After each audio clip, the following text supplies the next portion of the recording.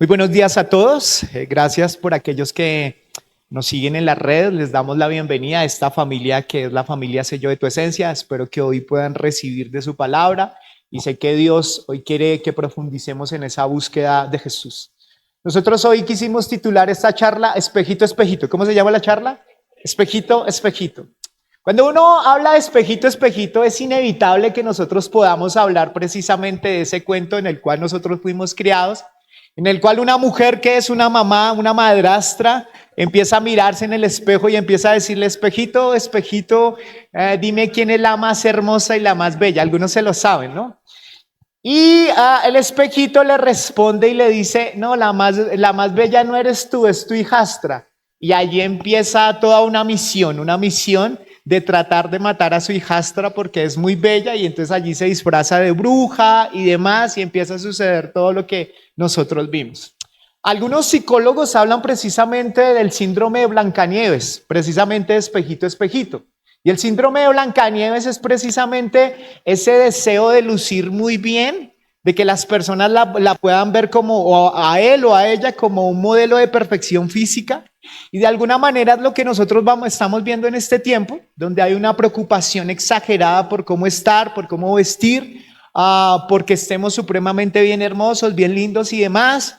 Y está bien, claro, Dios nos llama a nosotros a que podamos ser un templo, a cuidarnos y demás, pero cuando hay una obsesión frente a eso, entonces empezamos a ver que el espejito, espejito puede representar el estándar que nosotros estamos tratando de ver. Todos nosotros podríamos culparla a ella y decir el espejito del estándar, pero todos nosotros tenemos un espejito donde nos miramos y se nos convierte como en el modelo o en donde cómo nosotros debemos vivir la vida. Algunos tienen el espejito, espejito de sus finanzas. Lo más importante para el hombre es poder tener muchos negocios, mucho dinero, porque eso es lo que le da valor. Para los adolescentes puede ser lo que digan mis amigos, lo que digan mis compañeros, la aprobación de ellos es su espejito. Para algunos tenemos mucha clase de espejitos, espejitos que se convierten en nuestro estándar o en nuestro modelo de comportamiento y por qué nos comportamos de esa manera. Espejito, espejito precisamente nos habla un poco de que a veces tenemos espejos que muestran nuestro carácter o lo que nosotros queremos escuchar. Esta mujer, cuando le decía espejito, espejito, ella quería escuchar algo. Y a veces es la respuesta que le pedimos al espejito, espejito de lo que nosotros deseamos y anhelamos. Hay espejitos que tenemos nosotros mismos, que nosotros los hemos fabricado y que esos espejitos sirven para decirnos nuestro estándar de espiritualidad. Cierto espejito, espejito, que yo me estoy portando muy bien espiritualmente, soy una persona que tengo la salvación. ¿Cierto que sí? ¿Cierto que sí? Y el espejito le dice, claro que sí, tienes la salvación. Entonces cada uno de alguna manera tiene un patrón, un espejito y demás. En Romanos capítulo 2, el Señor les tiene que decir a los moralistas y a los judíos que eran personas que tenían un conocimiento de Dios, que ellos tenían una falsa seguridad de que ellos estaban muy bien porque venían de la descendencia de Abraham. Entonces el hecho de venir de la descendencia de Abraham les garantizaba posiblemente la entrada al cielo, la salvación. Y el Señor les dice, no, ustedes tienen un falso estándar. Y entonces vimos hace unos días, hablábamos precisamente de la hipocresía, de cómo alguien empieza a ser hipócrita creyendo hacer algo, pero que realmente no lo está haciendo. Cuando uno empieza a mirar a Jesús, el problema número uno que tenemos en este tiempo es que tenemos muchos Jesuses, y en estos momentos en muchas iglesias de aquí de Bogotá deben estar predicando de muchos Jesuses. Entonces hablan de Jesús, que es el Jesús hippie, que es el Jesús hippie. Yo le digo Jesús hippie porque es todo amor y paz. Tú pecaste, tú la embarraste, tú hiciste todo, pero amor y paz. El Señor a ti te ama y demás, amor y paz. O vamos al otro Jesús, que es el Jesús con un látigo ferviente allí. La embarraste, te voy a dar, baba. Y empezamos a ver ese Jesús. Y entonces cada uno tiene una imagen diferente de Jesús. ¿Quién es Jesús? Y el problema a la larga es que cuando obtenemos un Jesús que no es el Jesús de la palabra, que no es el Jesús que el Padre quiere que nosotros veamos, eso va a tener unas repercusiones. ¿Cuáles son las repercusiones? Las repercusiones es que podemos estar abrazando una mentira, esperando que de allí podamos recibir una bendición. Y la vida espiritual para ti y para mí va a cambiar a la medida que tú vivas de acuerdo al nivel de conocimiento que tengas de Dios. ¿Al nivel de conocimiento que tengas de quién? De Dios. Si tu nivel de conocimiento o del nivel de conocimiento de Jesús no es profundo, tu vida no va a ser impactada profundamente. Y el modelo para nosotros no debería ser el espejito, espejito, sino el modelo de nosotros debería de ser de Jesús encarnado. ¿El Jesús qué? Encarnado. Y así hemos subtitulado la charla, el Jesús encarnado. Si nosotros, nuestra vida espiritual no es impactada por Jesús, nosotros nos vamos a convertir en personas religiosas, que vamos a repetir lo que diga el pastor o lo que digan las otras personas, pero realmente en mi corazón no hay una pasión por Jesús. No hay algo que transforme mi vida. Jesús coge a Pedro, a Juan y Jacobo y les dice, ¿saben una cosa? Yo quiero que nos vayamos a un monte, y se fueron a un monte. Estos hombres venían hablando con Jesús y cogían a Jesús, hola Jesús, mi parcero, mi amigo, todo bien. Eran como que empezaron a ver a Jesús y se acostumbraron a ver un modelo de Jesús. Pero cuando Jesús se lo lleva a este monte, en este monte se aparece Elías, Moisés, y se aparece él, y el Señor, Jesús le pide al Padre que pueda mostrar su gloria. Y en ese momento, cuando él muestra su gloria, es como que allá aparecen todos sus superpoderes. Esos 3 discípulos que iban con él automáticamente cayeron de rodillas y empezaron a decir, wow, es ese Jesús. Wow, Jesús es poderoso y tiene el poder y está unido con el Padre, está unido con Moisés, está unido con Elías, y lo que hace ese Jesús es que lo impresiona, y los impresiona de tal manera que después ellos escriben. Por ahí usted puede mirar en las cartas de Juan y empieza a escribir, cuando yo vi la gloria del Señor, oh wow. Tu vida y mi vida van a ser impactados a la medida que podamos tener un conocimiento profundo de quién es Jesús. Un conocimiento vacío de quién es Jesús, un conocimiento superficial de qué es Jesús, no va a llevarnos a un cambio real. No puede ser que el Jesús poderoso, el Jesús que transformó todo, el creador, como lo vamos a ver en esta mañana, no pueda coger mi vida y cambiarla. ¿Cómo puede ser que sigamos viviendo de la misma manera y con las mismas luchas? Hay personas hay algo que se llama la doctrina de la santificación. Y la santificación es el proceso que empezamos a tener en una vida cristiana cuando dejamos que Jesús actúe en nosotros y empecemos a dejar muchas de las cosas atrás. Pero pareciera que nuestra vida espiritual fuera un pulso. ¿Se han visto esos pulsos que uno hace? Yo era muy débil con eso porque mi brazo no es muy fuerte, pero recuerdo en el salón que algunos nos partíamos la mano y demás y hacíamos fuerza, apenas las venas, como si se fuera a ir para el baño haciendo fuerza. ¿Sí les pasó eso? Algunos jugaron eso. Pero su vida espiritual se la pasan de esa manera, luchando con lo mismo. Él me gana, yo le gano. La pornografía me gana, pero yo le empiezo a ganar. Y empezamos todo el tiempo es con la misma lucha. Personas todavía viviendo en el alcohol después de tanto tiempo y demás. Personas aún con el chisme, con una serie de cosas. Ahora, no quiero dármela espiritual porque todos nosotros somos pecadores y la gracia de Dios nos santifica. Pero la idea es que nuestra vida debería ser más impactada si tengo al verdadero Jesús. Porque Jesús ha transformado completamente todo, la historia. Aún las personas que no conocen del Señor tienen que hablar del Antiguo Testamento o de más bien del Jesús que partió la historia en antes de Cristo y después de Cristo. Podemos ver esa transformación. Entonces, el hecho de que nosotros no tengamos un conocimiento de Jesús, el problema es que no vamos a ser impactados. El problema es que nos encanta lo que el Señor hace, nos encanta lo que Jesús nos da. Entonces somos más dados a ir por las dádivas, por el milagro. Quiero un milagro en la iglesia, por favor, hazme el milagro. Me duele la cabeza. Wow, el Señor cómo me visitó, me quitó el dolor de la cabeza. Wow, el Señor cómo me ayudó para restaurar mi relación matrimonial o aún mi relación de pareja. Wow. Y a veces somos más enamorados y nos encanta esa clase de mensajes, porque esa clase de mensajes de alguna manera me motiva. Ay, los dulces de Jesús son los dulces de Dios y me enamoro de los dulces de Dios, pero no el que fabrica los dulces. Y ese es un gran problema que tenemos. Entonces la palabra del Señor en esta mañana precisamente quiero ahondar un poco sobre que podamos realmente conocer a Jesús, para que nuestras vidas tengan una transformación. Pero para eso no es fácil. ¿Por qué no es fácil? Porque estamos muy acostumbrados a los dulces de Dios, a los dulces de Jesús, y no está mal que Dios nos bendiga, porque es parte de. Podría decirle cosas como los milagros no salvan a la gente. Y a veces nos gustan más los milagros de impacto, pero no la salvación o lo que produce Jesús. Y empezamos a ver un Jesús pequeño. Y al ver a ese Jesús pequeño, usted no puede decirle a ese cáncer grande que ese cáncer puede ser vencido por un Dios tan pequeño. Porque la imagen que tengas aquí, la imagen que tengas de Jesús, es la misma manera como tú enfrentas los problemas diariamente. Entonces vamos a hablar allí sobre eso. Jesús empieza a hablar con Felipe, él está hablando en Juan capítulo 14 y empieza a decirle, bueno, me voy a tener que ir y demás. Está hablando con Tomás y le dice, Señor, ¿y para dónde te vas? Y él dice que él se va con el Padre, dice, yo soy el camino, la verdad y la vida. Y él está hablando del camino, que él es el camino. Y entonces Felipe dice, pero muéstranos ese camino, muéstranos. Y Jesús llega y le dice, ¿cómo así? ¿No sabes quién soy yo? Felipe le estaba preguntando, ¿quién eres tú? Y Jesús le dice, ¿cómo así? ¿Estás preguntando que yo te muestre al Padre? Porque Felipe le hace esa pregunta, muéstrame al Padre al cual tú sigues para que nosotros podamos estar tranquilos. Y Jesús se emberraca. Y Jesús le dice, ¿cómo así?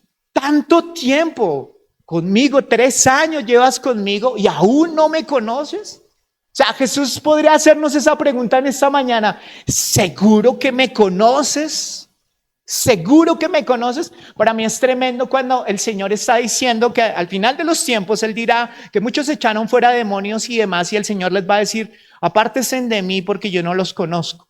Y eso me parece tremendo porque uno podrá decir, bueno, pero si hablamos teológicamente, la palabra del Señor dice que Dios todo lo sabe. O sea, ¿cómo así que Dios no me conoce?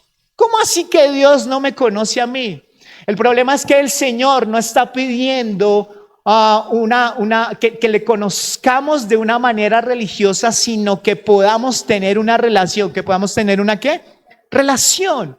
Cuando Jesús se encuentra a la samaritana y Jesús está hablándole le está hablando de su pecado y ella le sale con la religiosidad y le dice, ¿pero a dónde adoramos? ¿En este monte o en Jerusalén? Y es la respuesta típica que nosotros tenemos. Jesús, sí, yo te conozco, pero salimos con respuestas religiosas, pero Jesús lo que quería con esa samaritana era relación. ¿Qué quería? Relación, profundidad, relación, comunión. Y yo creo que algo que podríamos preguntarle a Jesús es, Jesús, ¿tú me conoces? Y cuando pasamos tiempo en la intimidad, y a veces cuando escuché esta palabra recuerdo que yo empecé a decirle y empecé de ceros, Jesús, mi nombre es Franklin Alexander Guerrero Horda. Mi número de cédula es tal. No, parece loco, pero en serio, empecé a hacerlo porque dije, yo quiero que tú me conozcas. Yo quiero que tú sepas mis luchas, que sepas que te necesito como nunca antes. Y ese deseo de buscarlo a Él es lo que el Señor va a honrar. Pero nuestra religiosidad parece que ya lo supiéramos todo de Jesús. No nos sorprende nada. Juan, yo ya me le recosté al Señor. Yo no necesito ver la transfiguración. Yo no necesito eso. Y allí pasa que nos convertimos en personas que posiblemente somos porque nos miramos en un espejito y el espejito nos dice una mentira cuando realmente no lo somos. ¿Cuántos de nosotros podríamos decir que nuestro cristianismo es un cristianismo cultural o un cristianismo que heredamos de parte de nuestra familia porque nuestra familia viene de mi amigo era cristiano y yo estoy en una comunidad cristiana y por eso soy cristiano? Las comunidades nos salvan. Y entonces hay alguien que sí empieza a revelar a Jesús y quiero que lo empecemos en esta mañana a estudiar. Y es precisamente que los evangelios muestran a Jesús. ¿A quién muestran? A Jesús. Mateo, cuando uno va a Mateo empieza a mostrar a Jesús como el rey. ¿Cómo lo empieza a mostrar? Como el rey. Lucas empieza a mostrar a Jesús como el hombre que era, el hombre con unas necesidades y demás. Y Marcos empieza a mostrar a Jesús como el siervo, como el que vino a servir. Pero que hay alguien que nos puede revelar a través de su evangelio la profundidad de quién es Jesús, es Juan. ¿Quién es? Juan. Me encanta ahorita cuando Angie estaba dando la palabra de la alabanza y ella decía, es que Juan se recostaba en el corazón del Señor y escuchaba los latidos del corazón. ¡Qué privilegio! O sea, qué privilegio poder escuchar, poder oler su aroma, poder estar cerca de Él y me parece wow, porque Juan nos lleva a una comunión y a una relación íntima con Él porque Él entendía que Jesús era Dios. ¿Era qué?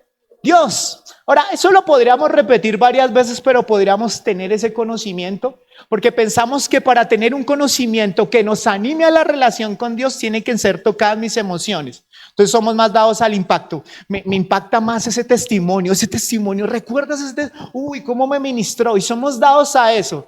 Pero la manera para conocer a Jesús es también conocerlo desde una parte bíblica que nos ayuda en la parte doctrinal, pero también que nos ayuda en nuestro intelecto para entender quién es Jesús. Amén. Y vamos a estudiarlo allí. Entonces Juan capítulo 1 empieza a hablarnos de él. En el principio existía el verbo, y el verbo estaba con Dios, y el verbo era Dios. Él estaba en el principio con Dios, y todas las cosas fueron hechas por medio de él, y sin él nada de lo que había sido hecho fue hecho. En él estaba la vida, y la vida era la luz de los hombres, y la luz brillaba en las tinieblas, y las tinieblas no la comprendieron. Vino al mundo un hombre enviado por Dios, cuyo nombre era Juan. Este vino como testigo para testificar de la luz, a fin de que todos creyeran por medio de él.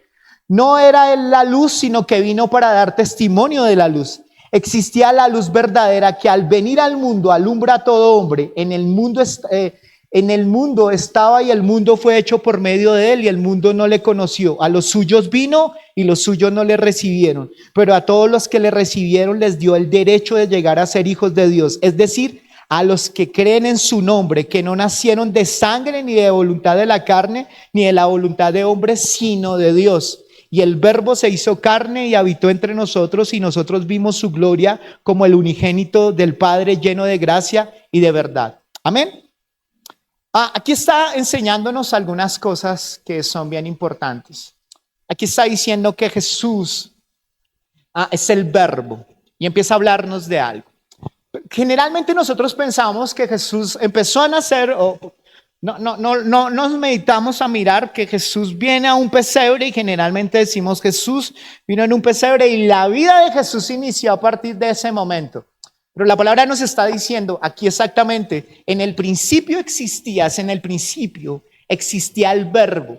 Él es el alfa, y está refiriéndose que antes que viniera al mundo y se encarnara en un niño como tal, en un niño nacido de una mujer con unas características de humildad, de mansedumbre y de amor que el Padre quiso, a través de esa mujer vino Dios. Y ese Dios era el que había estado todo el tiempo con el Padre. ¿Todo el tiempo con quién? Con el Padre. Nosotros hablamos de la Trinidad, y la Trinidad se está refiriendo a Elohim en Génesis, y empezamos a ver al Padre, al Hijo y al Espíritu Santo. Y no se está refiriendo a tres dioses, están refiriéndose a un Dios. Y cómo el Padre trabaja con el Hijo, y cómo el Hijo trabaja con el Espíritu Santo. Y allí empezamos a verlo. Ahora hay que tener aquí mucho cuidado, porque en algunas versiones de los Testigos de Jehová y en otras versiones como tal, este texto del capítulo 1 es modificado para tratar de demostrar que Jesús no es Dios. Pero Juan está demostrándonos a nosotros, Jesús es Dios. ¿Por qué es Dios? Porque desde el principio. Y Juan está diciendo que todo lo que nosotros vemos participó en la creación. ¿Quién? Jesús. O sea, está diciendo que todas las cosas fueron hechas por él. O sea, el Dios eterno, el Dios que ya venía por los siglos de los siglos, ese Dios que tenía una unidad con el Padre, llega un momento donde esa unidad se rompe o se abre, y es en el momento en que Jesús se encarna. Y cuando Jesús se encarna, era necesario que Jesús se pudiera encarnar para que nosotros pudiéramos entender. Ahora, cuando hablamos de encarnación como tal, no estamos hablando de la encarnación de la uña del pie, ¿me entiendes? ¿Quién tiene una encarnación? No, mentira, pero yo no estoy hablándole de eso. O que usted se muere y va a encarnar en otra persona. No está hablando de esto. Está hablando en el original, se acerca a una palabra que se llama tabernáculo. ¿Cómo se llama? Algunos se quedaron con la uña del pie de pastor, me la descubrió. No, pero vuelvan acá. Se está refiriendo, ay, qué asco, sí, dicen algunos. El tabernáculo. Está refiriéndose a una palabra tabernáculo cuando habla de encarnación en el original. Y el tabernáculo se está refiriendo a que Dios estaba en el Antiguo Testamento compartiendo tiempo con sus hijos. Estaba el lugar santo, el lugar santísimo, donde los hombres podían unirse con el Señor. Y allí está tomando esa palabra tabernáculo o encarnación como el lugar donde se acercaba a quién, donde se acercaba a ese Dios. Ahora ustedes van a ver, por ejemplo, que Dios se manifiesta a través de varios nombres como Emanuel. ¿Cómo se llama? Emanuel. ¿Y Emanuel qué es? No es el chico que tenemos acá al frente. ¿Emanuel qué es? ¿Dios con quién? Con nosotros. O sea, está diciendo que Jesús es el Dios que vino a encarnar en un niño para que pudiera mostrarnos al Padre, ya vamos a hablar de eso, y pudiera mostrarnos que quiere el Padre que nosotros nos podamos unir con Él. Eso es lo que hace. Entonces Jesús, Dios Padre, Dios Hijo vino sobre la vida como un niño y nace allí. Allí se está refiriendo a esa encarnación. Ustedes van a ver, por ejemplo, que en el hinduismo o el Corán hablan de sus dioses y demás, pero hay una gran diferencia, porque ninguno de esos dioses se encarnó como hombre. O sea, hay una gran diferencia. El Dios que nosotros es supremamente especial. Es un antihéroe. ¿Por qué es un antihéroe? Porque generalmente uno podría ver al Dios que algunos judíos estaban esperando en un caballo blanco y que viniera a salvar al pueblo judío y demás. Y ellos estaban pensando que era así. Pero aquí se está mostrando como un Dios, imagínense, como un Dios poderoso, creador de los cielos y la tierra, que se encarna en un hombre y que empieza a vivir con un hombre para que nosotros nos pudiéramos acercar a ese hombre. Es lo que nosotros vemos. Juan 1 nos empieza a decir entonces allí la palabra que era necesario que el Señor viniera a través de la imagen, a su imagen, ¿a través de qué? De su imagen. Nosotros los hombres fuimos creados a su imagen, pero Jesús fue creado, o no creado, se refiere a que Él vino a través de la imagen de ¿quién? Del Padre. ¿Y en semejanza a quién? A nosotros los hombres. ¿Por qué era necesario? Esto va a parecer un poco tonto, pero fue una de las cosas que aprendí recién me acerqué del Señor. Y era que era difícil que Dios pudiera... la palabra es una manera como él se comunica a través del hombre, pero Él se comunica a través de su Hijo. ¿Por qué se comunica a través de su Hijo? Porque era imposible que nosotros pudiéramos hablar el lenguaje de Dios si no es porque su Hijo viene y empieza a revelar al Padre. Entonces aquí empezamos a ver que era necesario que este hombre viniera a la imagen del Padre y que viniera a la imagen y semejanza de los hombres para que nosotros pudiéramos entender el lenguaje de lo que Dios es. Entonces Dios se hizo como nosotros. ¿Y cómo se hizo como nosotros? Dios se hizo como nosotros, iba al baño, como tú y yo, comía. Sí, habían algunas cosas que me imagino que le gustaban. Algunas cosas no, me imagino que le gustaba la bandeja paisa, no me entero, pero me imagino que la bandeja paisa, la comida boyacense y demás, los cuyos y las chuguas y no sé qué, no mentiras, pero me imagino que en su cultura la comida que todos comían era lo que comía Jesús. Él iba al baño como todos nosotros, no, es que venía una salta corona cada vez que iba al baño, no, el Señor era un hombre como tal. Y nos empieza a mostrar que también tuvo luchas como tú y como yo. ¿Y por qué? Porque era necesario que Él se mostrara como un hombre para que tú y yo pudiéramos ver que hay alguien que nos entiende y nos comprende. Así que dígale al que está a su lado, hay alguien que te entiende y te comprende y se llama Jesús. No hay tentación y no hay lucha que Jesús no haya tenido. Dígale al que está al lado, no hay lucha o tentación que Jesús no haya pasado. Nosotros, dígale al que está a su lado,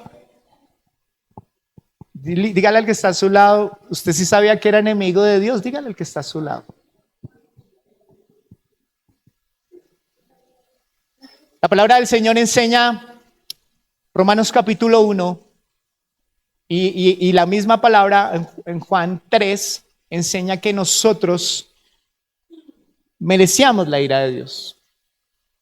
Y a veces no nos gusta escuchar este tipo de cosas porque pensamos que como Dios, un Dios que ama tanto, puede estar airado con la humanidad. Claro que está airado con la humanidad. ¿Por qué? Porque Dios, este ejemplo lo da, discúlpenme que lo vuelvan a escuchar, pero si usted tiene su pareja y su pareja usted le encuentra que le está siendo infiel y no le da nada, usted si se enoja, usted muestra que la quiere porque le duele. Si usted se entera de esa situación y no le duele, usted podría entender que ¿qué? Que no quiere o que no ama, que a usted le pasa o le pasa a su pareja. Dios está enojado con el hombre por tres cosas. Romanos capítulo 1 nos dice: por la impiedad de los hombres, por la injusticia de los hombres con los hombres, y porque el hombre está restringiendo la verdad. ¿Cuál verdad? Que Dios existe, que Dios es real. Y esa ira está acumulada porque todos nosotros de alguna manera hemos pecado y hemos hecho las cosas de la manera inadecuada, y que la paga del pecado es muerte. Así que todo lo que nosotros hacemos tarde o temprano, o lo pagamos nosotros o lo paga el Hijo. ¿Quién lo paga? El Hijo. ¿Y quién es? Jesús. O sea, era necesario que Jesús se encarnara para que Jesús pudiera quitar la ira de Dios. ¿Para que Jesús pudiera quitar qué? La ira de Dios. ¿Y cuál ira? La ira acumulada. Jesús revela la justicia de Dios y dice: Dios es santo, y como Dios es santo y es justo y ama también, entonces no puede ser que la humanidad no tenga un castigo por todo lo malo que han hecho contra su propia humanidad, contra él mismo, contra las mismas personas que han hecho daño, pero también contra mí. Y el Señor dice: no es correcto. Y entonces, cuando Dios está hablándole a alguien de Jesús, está dándole una oportunidad para que la ira del Señor quite de su vida y Él pueda traer gracia sobre él. Por eso era necesario que alguien como el Dios hecho hombre se viniera a comunicar con nosotros, para entender que nuestro modelo, nuestro espejo no se puede convertir en la ley y no se puede convertir en el hombre, sino que la imagen de comportamiento que debemos tener tú y yo, ¿quién es? Sin miedo, Jesús. Es lo que nos está diciendo el Señor. Espejito, espejito. Todos tenemos nuestro espejito. Espejito, espejito. ¿Cierto que yo no soy tan pecador? Pues yo soy infiel una vez al mes, pero yo conozco que hay otros que hacen 10 veces. Ese sí es malo. Entonces tenemos nuestro modelo de estándar. Y ese es el espejito, y el Señor está diciendo: no, mientras las personas no empiecen a tener el estándar por mí, o sea, por Jesús, su vida no va a cambiar. Ahora, entonces ese Jesús era necesario que, para que saciara la ira del Padre, entonces ese Jesús viviera sin pecado. ¿Viviera sin qué? Naciera sin pecado, viviera sin pecado y muriera sin qué? Sin pecado.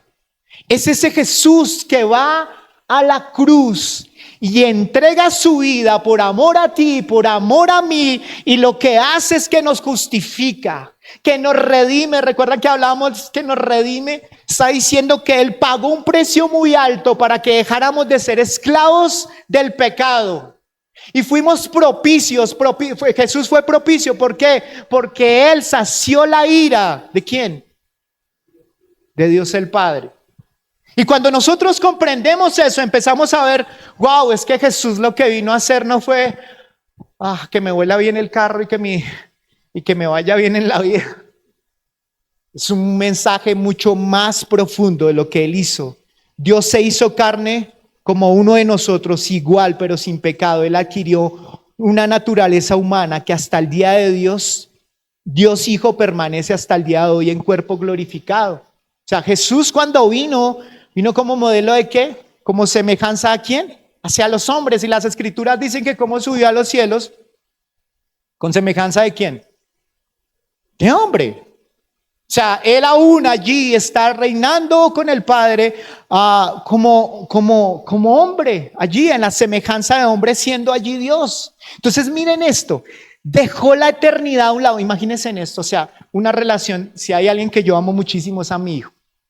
Y todo lo que pase con mi hijo, está en una edad muy linda que compartimos. Sé que la adolescencia tienden a separarse un poco de nosotros los padres, pues algo que él me comparte, que hablamos, compartimos, salimos a caminar juntos, nos tomamos gaseosas juntos, hacemos cosas allí, compartimos.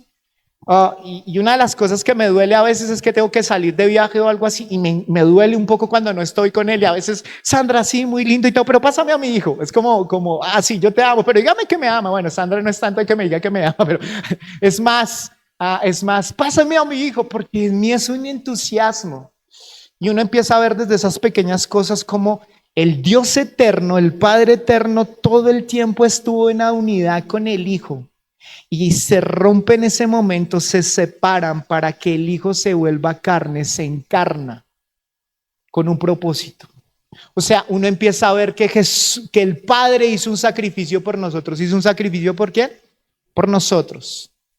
Alguien preguntaba y decía, Jesús, si fue a la cruz, Jesús, lo que es injusto que Jesús tenga que llevar el pecado de todo el mundo y pagar por todo el mundo. Y eso sería incorrecto, como el Padre puso a su Hijo para morir por todos nosotros. Y en esa lógica uno podrá decir, sí, claro que sí. Pero cuando el Padre estaba con el Hijo, ellos vieron el problema del hombre y la separación del hombre. Entonces Jesús lo que hace es dice, yo voy. Me hago entender, no fue como el Padre le dijo, bueno, porque le hubiera podido mandar uno de los ángeles. Bueno, Arcángel Miguel, le tocó, hermano, suerte es que le digo, no. Él dice que Jesús dice, yo voy, yo me encarno, yo hablo con estos hombres y empiezo a mostrar lo que tú eres, y empiezo a mostrarles el camino, porque yo sé que a ti, Padre, te duele que la humanidad y el hombre esté separado por una causa de maldad. Y mi manera, Padre, es ayudarte y los dos se unen. Y cuando uno ve en eso en la eternidad que se separan, ¡wow! Ahora, imagínense, el mismo Dios poderoso se encarnó en un hombre y se humilló tanto que fue a un pesebre. ¿Por qué lo hizo? O sea, uno dice, wow, a uno no le cabe en la cabeza como un Dios no viene más bien con mucho dinero y con un ejército y demás, pero viene de una manera tan humilde, porque es la manera de romper los paradigmas humanos y la manera de poderse acercar a nosotros los hombres. Amén. Y eso a veces lo desconocemos, que Jesús haya nacido en un pesebre y haya nacido y se haya vuelto un carpintero. Aún las personas reconocen el carpintero como un trabajo muy humilde como tal, y aún Jesús se muestra con esa humildad y empieza a mostrarnos que detrás de todo eso había un propósito. Es ese Dios que sostiene el universo, Jesús que sostiene el universo. Es ese Jesús que va a una cruz y está sostenido por 3 clavos. Imagínense. O sea, es ese Jesús que es fuera de serie. Ahora, la palabra allí nos enseña que entonces Juan 1 dice, porque la ley fue dada por medio de Moisés y la gracia y la verdad fueron hechas realidad por medio de Jesucristo. Está hablando de Moisés y está hablando de ¿quién? De Jesús. Moisés traía ¿qué? Ley. ¿Qué traía? Ley. Jesús ¿qué traía? Gracia y verdad. ¿Qué traía? Gracia y verdad. Moisés ¿qué traía? ¿Y Jesús qué traía? Gracia y verdad. Moisés está trayendo la ley, representa la ley. ¿Qué es la ley? Es un espejo. Dice que es un ayo. Se está refiriendo en el Antiguo Testamento, en el original, que la ley se está refiriendo como a una niñera. ¿Una qué? Una niñera. La ley lo que hacía era que los dirigía a ellos, pero la ley revela 2 cosas. Es el espejo correcto. ¿Para qué sirve la ley, pastor? Entonces, ¿qué sirve la ley? ¿Cómo es? La ley lo que enseñaba a través de los 10 mandamientos y a través de todas las leyes que habían allí, era que el hombre le mostraba su pecado. O sea, como que tú antes andabas y podías hacer las cosas normal, pero la ley lo que revela es la maldad del hombre. Cuando dice no forniques, no mates, no robes. La ley revela ¿qué? El pecado del hombre. ¿Revela qué? La ley está revelando mi naturaleza. ¿Qué está revelando? Mi naturaleza. ¿Y qué encontramos nosotros? Romanos capítulo 1 al finalizar está diciendo cómo es el hombre. Malo por naturaleza, mentiroso, engañador. Es un hombre perverso. Algunos dirán, pero es que creemos que porque tenemos que estar en todos los estándares somos, tan solo con uno que usted tenga, somos pecadores. Entonces la ley lo que servía era para revelarme, wow, esa es mi naturaleza. Wow, eso es lo que yo me he comportado. Así soy, pero la ley revela otra cosa. Y es que necesitamos un Salvador. ¿Necesitamos un qué?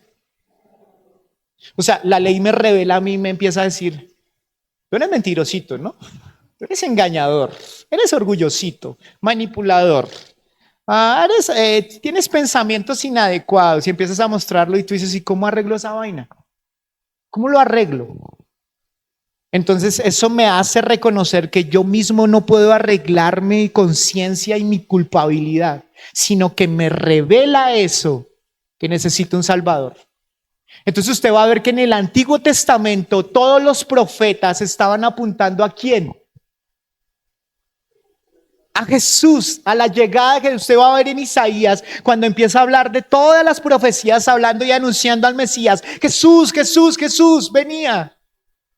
Entonces, el hombre como tal va comprendiendo que su estándar de comportamiento como tal necesita ser Jesús.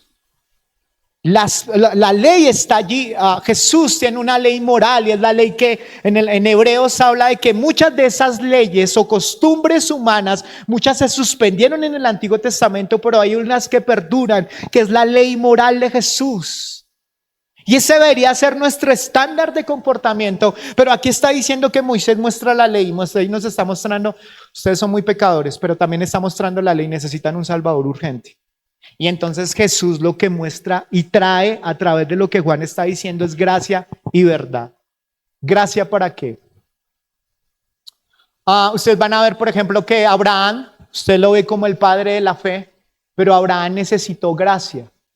¿Por qué necesitó gracia? Porque Abraham un día se intimidó, él tenía una mujer muy hermosa, su esposa muy hermosa, y un día un rey le cayó a su esposa y él dijo, no, yo más bien me quedo callado porque este man va y me mata. Entonces la hace pasar por un familiar. Y uno dice, pero el Señor, ¿cómo permite eso? Y cómo luego Abraham es llamado amigo de Dios. ¿Es llamado qué? Amigo de Dios. Y uno dice, ¿cómo? ¿Qué está operando? Porque hay algo lo cual Jesús trae, es gracia. Y esa gracia es que es la oportunidad para santificarnos, para perfeccionarnos como Jesús, para entender que cuando la embarramos necesitamos de Jesús para podernos levantar de cada embarrada, porque su gracia nos perfecciona. Dígale al que está a su lado, su gracia nos perfecciona. Su gracia la que nos perfecciona y Él trae esa gracia. Él está diciéndome algo, yo necesito esa gracia de Dios, pero también Él está revelando la verdad. ¿Cuál verdad? La verdad es que Él les está diciendo, ¿sabes una cosa? Tú que ahorita vivías sin Dios, también la verdad está diciendo que necesitas un Salvador, que necesitas arrepentirte, que si tú no te arrepientes, la ira de Dios vendrá sobre tu vida. O vas para el infierno, algunos pueden decir, pero ¿cómo un Dios? Ese es uno de los argumentos de los testigos de Jehová. Pero si Dios, yo no creo en ese Dios tan malo. Porque si Dios es tan malo, es porque creó el infierno. Y porque el infierno, a mí me parece que no es tan malo. No, ese no es el Dios de la Biblia. Si uno puede ver que alguien que habló mucho del infierno fue ¿quién? Jesús. Jesús habló mucho de arrepentimiento. Jesús habló mucho de infierno y no nos gusta eso, porque nos gusta acomodar a un Dios acomodado. Pero si es ese Dios que la humanidad no recibirá un castigo, entonces de esa manera empezamos a ver a un Dios injusto. Porque entonces, yo lo dije la vez pasada, pero el Salmo 73 a uno lo confronta. A mí me ha pasado lo que dice el Salmo 73. ¿Saben qué dice el Salmo 73? Empieza a hablar algo así como, es que yo veo a mi vecino y ese man es re pecador, a lo bien. Pastor, de verdad, pero anda en una camioneta tremenda, pastor. Y tiene unas viejas re lindas. La vieja re mala y eso se mandó a operar y todo, pastor. Y los chinos los tienen en los mejores colegios. Hasta lindo le salieron, pastor. Pastor, y ellos no siguen al Señor. ¿Cómo es eso, pastor? Ay, no, terrible, pastor. Mi jefe, es que mi jefe, algunos dicen, mi jefe yo sé que está en adulterio, que nadie lo sepa, pastor, está en adulterio. Pero recibe buen sueldo y demás, pastor, ¿y cómo le va? Y a mí, y yo que soy cristiano y bien juicioso y demás, ¿cómo ese desgraciado? Perdón, pastor, que yo diga eso, pero ¿cómo ese hombre no recibe? Y el Señor les dice en el Salmo 73, no se preocupe. Le está diciendo al salmista porque tiene esa crisis. Ahí en ese Salmo le está diciendo, yo soy un Dios justo. Y al parecer en estos momentos ellos están recibiendo bendición, pero ellos van a recibir juicio si no se arrepienten. Porque ese es un Dios justo. Y a veces no nos gusta escuchar de ese Dios justo. Y Jesús tiene que manifestarse. Entonces, lo que hace Jesús es que empieza a mostrarnos la gracia que necesitamos para crecer. Nosotros somos santificados por gracia. A veces uno piensa, la ley es la que me santifica. Pero lo que nos santifica a nosotros es que recibimos la salvación. ¿Por qué? Por gracia. ¿Por qué? Por gracia. ¿Lo merecíamos? Si hay alguno que diga así, pues ahorita lo apedreamos. No, todos no merecíamos la condenación eterna. Alguien se acordó de nosotros, el Dios Padre, y enalzó a su Hijo. Y entonces esa gracia de Dios es un regalo inmerecido. No son mis obras las que salvan. No, pastor, yo lo que necesito empezar a hacer para que me vaya bien es una maratón, no de Netflix, sino de Biblia. 20 capítulos diarios, pastor. Y voy a empezar por esta que va a ser ayunos todos los días, durante tanto, y voy a ir a la iglesia, y no voy a fallar y demás, y no sé cuánto. Eso no te sirve de nada.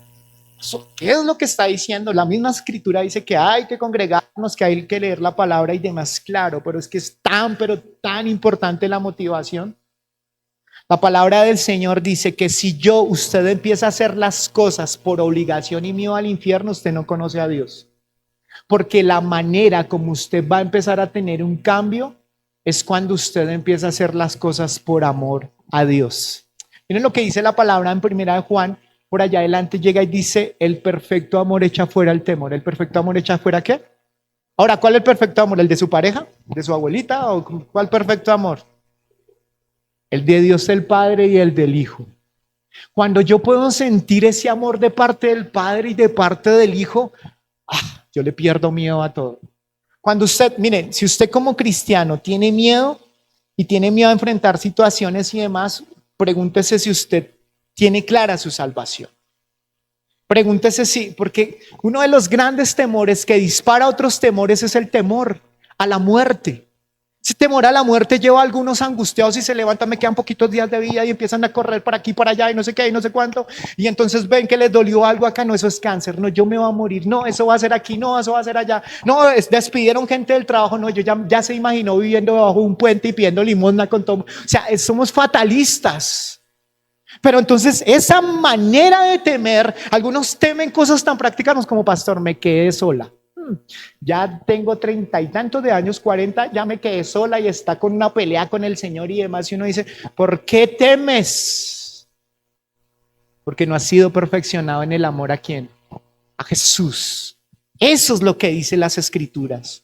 Jesús se manifestó como hombre para suplir nuestras necesidades. Y eso es lo que hace. Ahora, voy avanzando porque voy corriendo el tiempo. Pero Jesús tiene una misión. Primero necesitamos conocer a Jesús porque Él es la piedra angular. ¿Qué es la piedra angular? Generalmente cuando van a construir los arquitectos, hay una piedra que es la primera y que da una señalización de cómo va a ser la estructura. Cuando uno ve en las Escrituras, si habla de la piedra angular, se está refiriendo que esa piedra es donde se va a sostener todo. Tu vida y mi vida se sostienen ¿en quién? En Jesús. Y luego dice que es necesario que Jesús se revele. ¿Para qué? Porque Jesús revela al Padre. ¿Jesús revela a quién? Al Padre. Cuando Jesús no había venido, lo que la naturaleza revela a Dios, pero no todos los atributos de Dios. Porque revela cuán poderoso es Dios, lo omnipotente de Él, que es Él. La belleza, su hermosura, cuán poderoso es Él. Amén. Todos lo reconocemos. Pero ¿cómo Él podría mostrar misericordia y amor? ¿Cómo lo podría hacer? A través de su Hijo. O sea que cuando yo conozco al Hijo, ¿conozco a quién? Al Padre. O sea que Jesús viene a decir, por eso cuando Felipe se le para le dice, yo quiero conocer al Padre. Hermano, perdimos 3 años de adoctrinamiento y demás. 3 años, hermano, ¿cómo que no me conoce? Porque el que me ha visto a mí, ¿a quién ha visto? Al Padre. Entonces cuando yo voy a acercarme al Padre, en mi relación a veces me siento tan solo, tan solitario. Yo lo que necesito es empezarme a acercar al Padre como a través del Hijo. Por eso Jesús dice que era tan necesario que Él se encarnara, porque Él dice, yo soy el camino, la verdad y la vida, y nadie va al Padre sino ¿por quién? Por mí. discúlpeme, no va por un santo, por un hombre, por una mujer, por su estampilla. El único camino para conocer al Padre es a través de ¿quién? De Jesús. ¿Y por qué? Porque ¿será que Jesús estando en la eternidad no conocía al Padre? Obvio. Y cuando llega acá, Él está queriendo mostrarnos al Padre, pero ¿saben qué queremos hacer nosotros? Huirle a Jesús. No queremos conocer a ese Jesús que la palabra dice, Mateo 11:27, y nadie conoce al Hijo sino al Padre, ni nadie conoce al Padre sino el Hijo, y aquel a quien el Hijo se lo quiere revelar. Juan 10:30, yo y el Padre uno somos. Y entonces Jesús se convierte en la imagen del Padre, que quiere glorificar al Padre y mostrar al Padre, pero también quiere mostrar la gloria de Dios. ¿Quiere mostrar la qué? Dígale al que está a su lado, el propósito del cristiano es mostrar la gloria de Dios. Dígale al que está a su lado.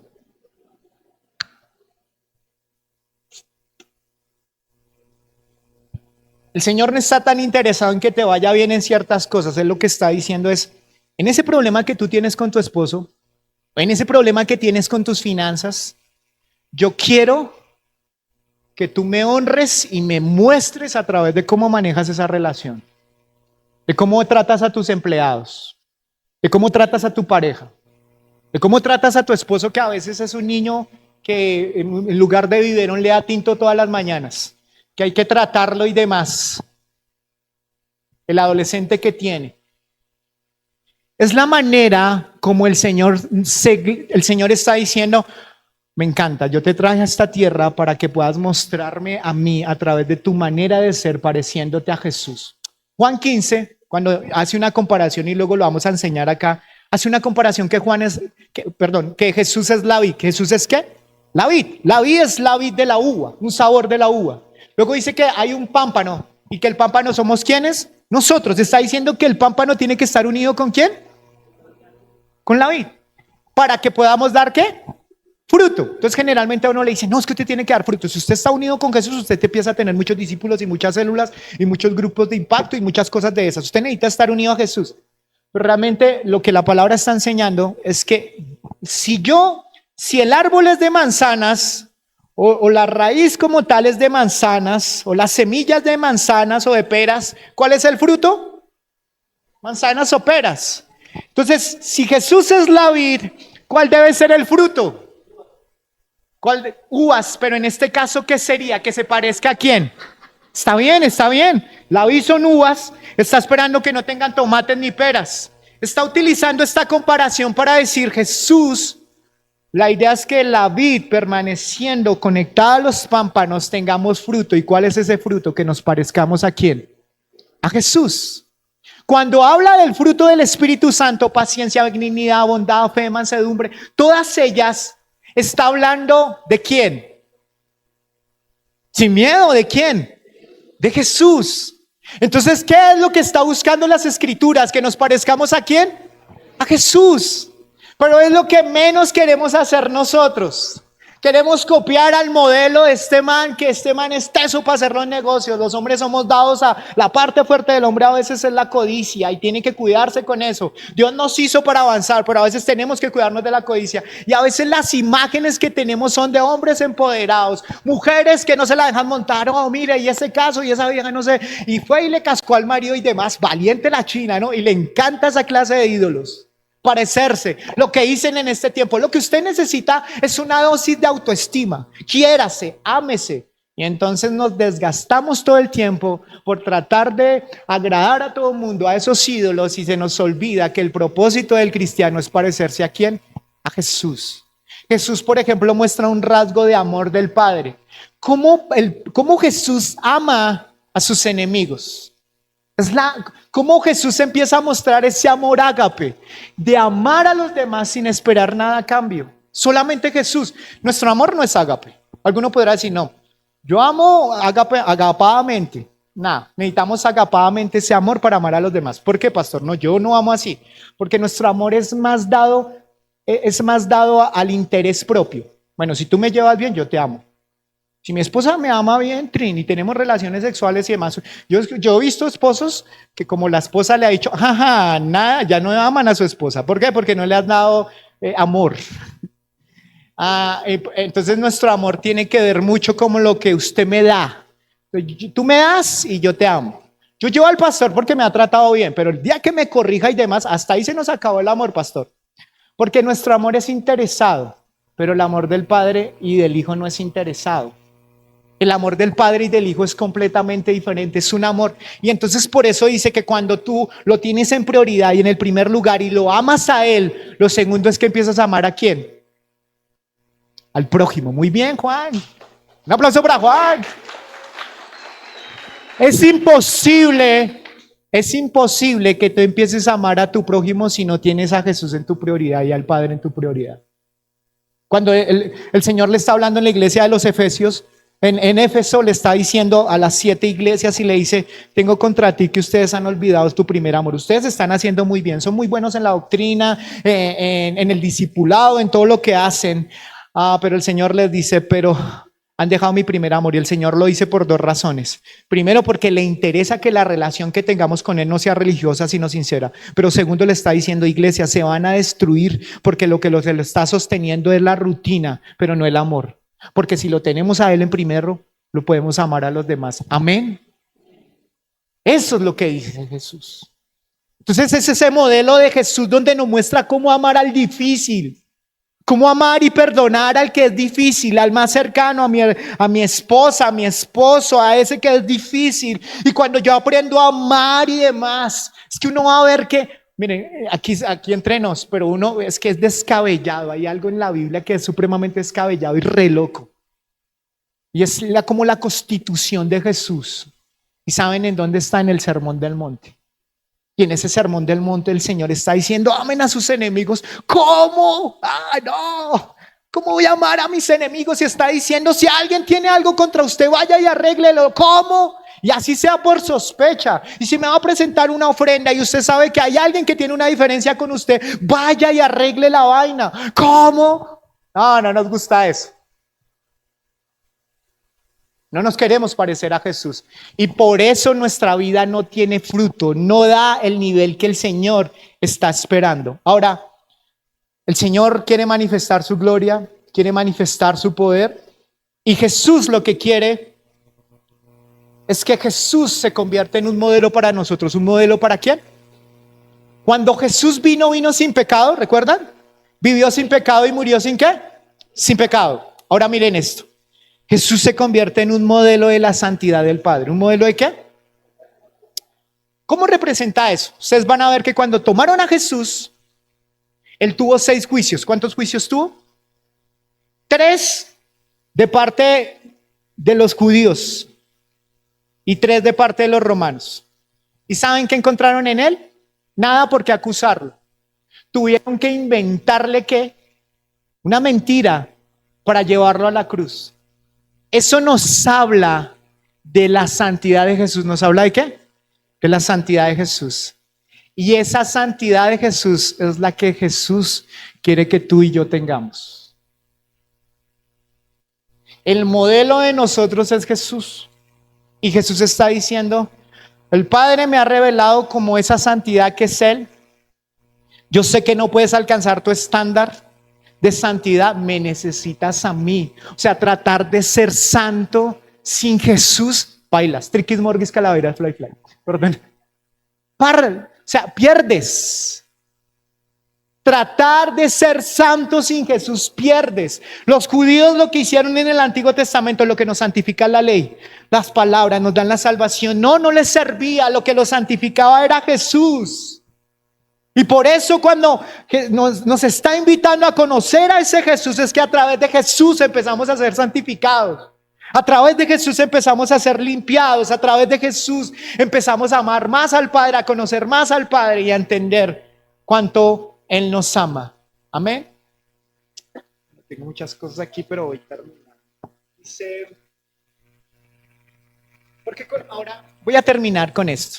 ¿Por qué conocemos tampoco a Jesús? Y aquí hay unas razones de por qué conocemos tampoco a Jesús. Jesús dice que no lo conocemos porque cuando oramos pedimos y no escuchamos. Somos loritos pidiendo y pidiendo y pidiendo, pero no tenemos un tiempo de escucharlo a Él. Jesús dice ustedes no me conocen porque no hablan conmigo. Ustedes hablan consigo mismo, con su espejito, espejito, espejito, es que estoy re mal, re pailas, no estoy re mal, no me dan ganas de orar, no sé qué hay, qué voy a hacer de mí. No, no hablas con Jesús para pedirle ayuda, para que te ayude y coloque en ti, obre a través del Espíritu Santo para que produzca el querer como el qué, como el hacer. Conoces poco a Jesús porque cuando hablas conmigo no me dejas hablarte por medio de mi palabra y de mi espíritu. No me dejas. El contacto que tienes con la palabra es 0, pero con la novela es 100. Con ese influencer es 100, pero conmigo nada de contacto. Por eso no me conoces. Cuando oras no me pides que me revele a tus ojos para que puedas ver más de mí. Tú no me pides a mí que yo me revele delante de ti, dice Jesús, sino todo el tiempo estás pidiendo, dame, bendecidme, por favor, dame más sabiduría, dame esto, dame lo otro. Pero no le pedimos, Señor, revélate, muéstranos. Prefieres el deleite de la carne antes que los deleites de Dios y luego te consideras hijo de aquel dueño de los deleites. O sea, tú dices, prefieres deleitarte en la carne, en lo que te ofrece este mundo, pero no quieres invertir en pasar tiempo con Jesús. Y entonces de allí la respuesta, ahí hay alguien de que hay que... Los deleites de la carne, trin de una. Sí, es que eso lo teníamos planeado, no, mentiras. Mentiras, es parte de... Y salió apenas, ¿no? Mira, dice, te he dado mi palabra en un solo libro y lees el libro de otra gente. Nos encantan los entrenadores que nos ayudan a superarnos. Preferimos leer la historia de la... póngamelo en History Channel, miramos ese tipo de cosas. Preferimos otras cosas. Te concentras en los pasajes de Dios, cómo pueden resolver tu vida, pero los pasajes de cómo Dios es, no los masticas. O sea, buscas solamente y uno ve todo el tiempo posteando, el Señor estará conmigo, aunque pase por valle de sombra de muerte es el Señor. Todo el tiempo son lo que le conviene. Venga, hábleme a mi necesidad. Pero por eso no conoces a Jesús, porque cuando te habla de Él, no, paso. ¿No ves mi misericordia y bondad? Miren esto. No hemos crecido porque no vemos la misericordia cuando Dios nos perdona un pecado. Y tú lo cogiste como que vas y dices, Señor, gracias por perdonarme este pecado, chao, trin. Pero si tú vieras, wow, es que cuando pequé, miren esto, y ya voy terminando con esta cosa, cuando yo pequé, mi pecado va dirigido contra un Dios eterno. ¿Contra un Dios qué? Eterno. O sea que mi pecado es ¿qué? Eterno. Para solucionar el pecado de la eternidad necesito a alguien que sea alguien eterno. ¿Y quién es? Jesús. Entonces, cuando tú ves que el pecado es tan delicado, o sea, yo no sé si lo entiendan, cuando podamos comprender que el pecado es tan delicado, vamos a correr a la cruz. Para el Padre fue tan delicado el pecado que Él le tuvo que entregar a lo que más amaba. ¿Qué era lo que más amaba? Su Hijo. O sea, es tan delicado, es tan complejo, que aún Él amando, Él dice, yo amo mucho, pero aún así soy justo y las personas tienen que pagar. O sea, es tan importante el pecado en cuanto a la importancia de cómo es Dios si no lo permite dentro de su vida. Es tan, o sea, es algo que, miren, alguien decía, me parece tenaz, me decían, cuando Dios le muestra a alguien el pecado, automáticamente le muestra la cruz. ¿Por qué? Porque imagínense en que la persona se pudiera dar cuenta de su revelación de cómo es el pecado.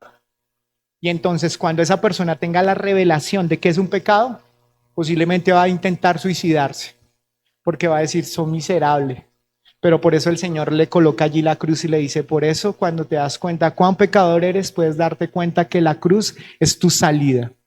Amén. Eso es lo que me muestra allí. Ahora, voy a cerrar con esto. Quiero que te examines cuáles son tus niveles de cuánto conoces a Jesús y al Padre. Primer nivel, tú mismo vas a hacerte el examen. Primer nivel, ¿crees en Jesús como un historiador, como alguien que vino y cuadró la historia entre antes de Cristo y después de Cristo. Un hombre que levantó unos discípulos y que ha traído una religión cristiana. Primer nivel. Segundo nivel. ¿Crees que es el Hijo de Dios? ¿Crees en los profetas que decían todo el tiempo señalaban que venía el profeta? Generalmente este segundo nivel son los de los testigos de Jehová y otros que creen que Jesús no es igual a todos los otros profetas, que sí es el Hijo de Dios, pero salvación y atributo y honrar a Jesús no, como Dios no lo ven. Generalmente puedes estar en el segundo nivel, conoces a Jesús como el Hijo de Dios. Tercer nivel, el nivel tú conoces que Jesús es el camino, la verdad y la vida, y lo conoces pero vives todo el tiempo en pecado. Sí, Él es el camino, la verdad y la vida y todo, pero todo el tiempo el pecado te anda pulseando y te anda ganando todo el tiempo. Esta ira que llevo 10 años con la ira y sigo reaccionando y le sigo cascando a mi esposa, y le sigo cascando a mi esposo. ¡Increíble! Sigues en ese tercer nivel. Cuarto nivel, el nivel donde conoces a Jesús, a una intimidad con Él, reconoces que lo necesitas a Él, que necesitas tratar con tu pecado, que vas y le pides perdón, que empiezas a aparecerte y a buscar aparecerte a Él. ¿Cuál es tu nivel? Y si no estás en ese cuarto nivel, te invito a que hoy te vuelvas a Jesús, a ese cuarto nivel. Amén. Quiero que se ponga en pie y vamos a orar. Yo quiero agradecerles a todos aquellos que en esta mañana estuvieron con nosotros. Esperamos que esta palabra haya sido para ustedes de revelación y de un conocimiento para conocer a ese gran Jesús que ha cambiado nuestras vidas. Dios los bendiga, Dios los guarde. Bendiciones a todos.